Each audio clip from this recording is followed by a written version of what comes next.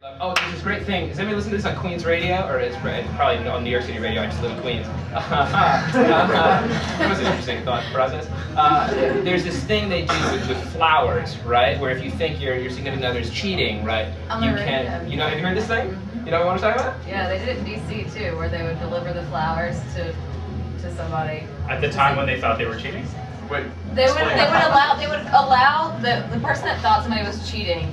The radio station would call, like, so if the wife thought the husband was cheating, the radio station would call the husband and say, like, we're gonna offer you this great deal. We're gonna offer you like a free dozen roses. Who would you like to send them to? And as soon as the husband says, like, oh, like Jenny, and starts to give the address, the wife comes on and like starts. Whose name is not Jenny, right? Whose name is not Jenny. Yeah. And she comes on and starts. Wow.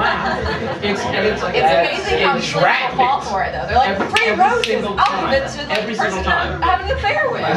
What do you think of my miss? They're not having an affair. Then you're not successful at having an affair. Yeah, that seems incredibly invasive.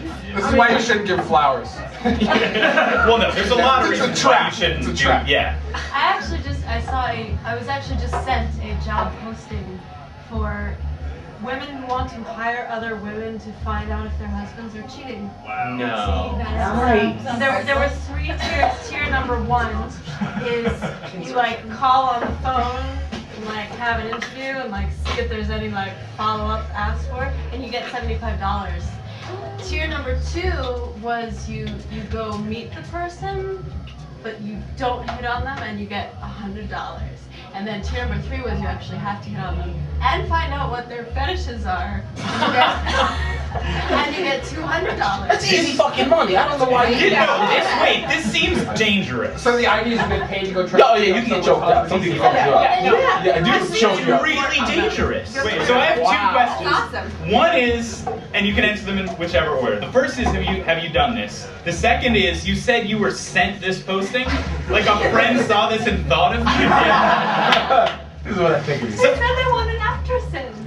Okay. So yeah. So essentially, I don't know if she was serious. Right. When you call, do you just like randomly call? I have not done this. This was today. You haven't done an hour. You haven't had a chance to follow up yet.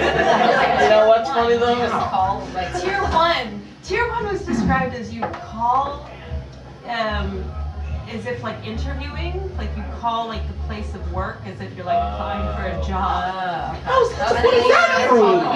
So he answers like, no, I don't want any more paper. That's awesome. But you want to talk? I'm sorry, I can't interview you at 2:30 on Tuesday. I'll be at a nice hotel fucking my mistress.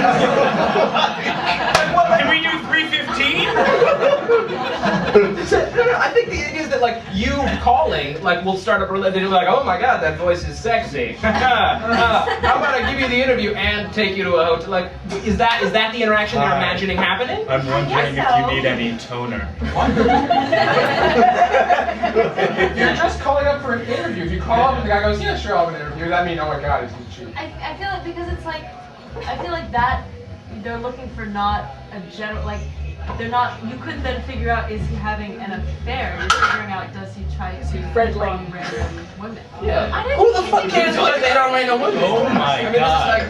That is $75 thrown down the drain. That's pretty bad. I feel like $75 for that is overpaying, but $125 or whatever it was to go like meet the person and get like directly physically involved in like potential Choked out. homicidal infidelity. Like that seems like underpaying. Like it should be $10 for the phone call and like $500 to go get involved. And the life insurance policy. Yeah, a little quick life insurance. There's probably a really intense Or at least an assumption of risk waiver. Yeah. That would be like, I'm paying you to go sleep with my husband to see if he does. Some kinds of prostitution, any fucking way. But then what happens if the person like does sleep with the guy and like enjoys it? Nope, he's not a cheater. No, I feel like they would say That wasn't yeah. the job description though. That wasn't in the job. It was Where'd you get those roses? top. So I want to poll the women in the room. Would you do the first thing, right? Where you would, let's go through the tiers. Would you do any of the 3 tiers of the first thing I was talking about? Ladies, would you do it? Raise your hand if you would. If you would do anything. Tier 1. Yeah. Okay, come on. Tier 1, it's like after, okay. Wait, keep your hands up if you consider yourself like hella broke. Okay, be honest, Eddie, be honest. Okay. No shame in it. All right, keep going. Okay, all right. Quick aside. Raise your hand if you would do 3. If you would do tier 3. If you go meet him at the bar and do that whole thing. Raise your hand if you do 3. 2, great. 2.5. And a couple of you guys were not that broke either, which I love. Okay, great. And then now, would you do the thing? Would you do the thing? Report about it after. Oh, how long is the report? Take some time. Is it like 400 words or is it like 1,000? So when you're interviewing for this job for tier 3, do you have to like provide samples of how you would solicit the guy's fetishes, like information about them? Yeah, what's the interview for this job look like? For tiers 2 and 3, you have to be hot. You have to look good, right? No! No, just tier 1. Say if a random unattractive woman comes up and suddenly goes, "What's your fetish?" Oh, jeez, right?